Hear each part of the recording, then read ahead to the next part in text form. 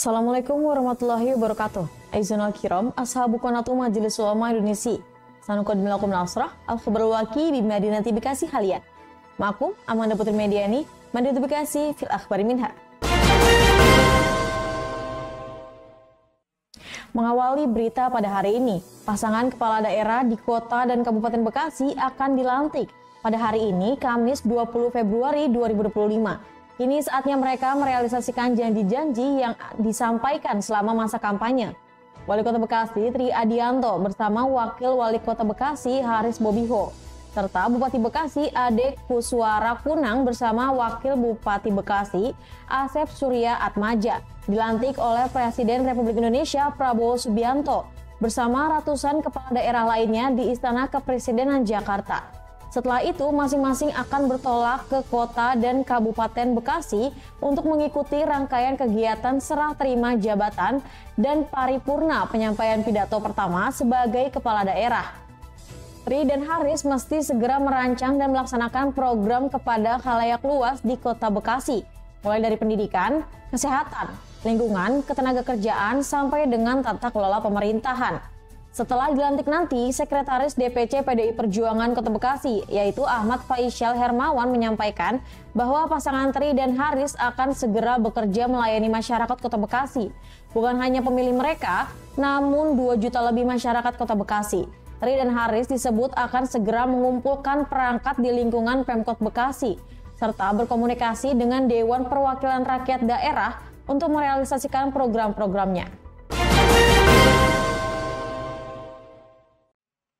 Berita selanjutnya, persoalan pengelolaan parkir di Ruko Sentra Niaga Kalimalang, Bekasi Selatan sepertinya tak kunjung usai. Ternyata pemerintah Kota Bekasi kembali menutup 3 pintu parkir milik paguyuban warga RSNK pada Rabu 19 Februari kemarin. Dengan demikian, pintu parkir yang tersedia dan masih beroperasi di RSNK adalah milik PT Mitra Patriot. Sejatinya, Pemkot telah memfasilitasi pertemuan antara paguyuban warga dan PT MP terkait pengelolaan parkir di RSNK. Usai itu pun, Pemkot telah melayangkan surat peringatan 1, 2, dan 3 kepada paguyuban warga agar segera menyerahkan pengelolaan parkirnya kepada PT MP. Berita selanjutnya, Kantor Kementerian Agama Kota Bekasi telah mengajukan permintaan 34.000 buku nikah untuk persediaan selama tahun 2025. Permintaan ini diklaim sesuai instruksi dari Kementerian Agama Pusat. Kepala Urusan Agama dan Pembinaan Syariah Kantor Kementerian Agama Kota Bekasi Ahmad Zainal Mutakin menyatakan bahwa pengajuan tersebut telah dia lakukan.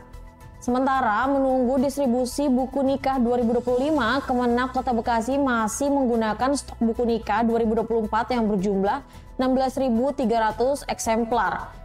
Saat ini, semua buku nikah yang berlaku memiliki warna hijau, baik untuk pengantin laki-laki maupun perempuan. Kebijakan ini telah ditetapkan sejak Oktober tahun 2024. Berita selanjutnya, Polres Metro Bekasi Kota menangkap 2 pelaku pengeroyokan supporter Persija Jakarta berinisial MA. Insiden kekerasan ini terjadi seusai korban merekam aksi pemukulan terhadap supporter lain di tribun VIP Stadion Patriot Candrabaga saat laga Persija melawan Persib pada Minggu 16 Februari 2024. Kasat Reskrim Polres Metro Bekasi Kota Kompol Binsar Sianturi menjelaskan pihaknya telah menangkap kakak beradik berinisial JS yang berusia 25 tahun dan AS 19 tahun yang ditengarai sebagai pelaku pengeroyokan. Mendengar teriakan itu, JS dan AS bersama beberapa pelaku lain yang masih dalam pengejaran langsung mendatangi korban dan melakukan pemukulan. Setelah menerima laporan, keesokan harinya polisi menangkap JS dan AS. JS ditangkap di tempat kerjanya di Ciracas, sedangkan AS diamankan di kediamannya di Srengseng Sawah, Jakarta Selatan. Mengakhiri berita pada hari ini, Ketua Gograbber Jawa Barat yaitu Dery menyambut baik sikap Kementerian Tenaga Kerja yang akan menerbitkan surat edaran mengenai pembayaran THR ojol, taksi online hingga kurir. Tuntutan pembayaran THR telah disuarakan para driver ojol sejak tahun lalu. Dery mengatakan para pengemudi ojol berharap pemerintah dan aplikator bisa bersinergi dalam membahas THR tersebut. Selama ini pengemudi ojol disebut tidak pernah mendapatkan THR. Adapun kebijakan untuk menaikkan argo hanya diberlakukan dalam waktu singkat, 3-4 hari menjelang Lebaran. Menurutnya, pemberian THR ini merupakan bentuk apresiasi dari aplikator kepada para pengemudi ojol.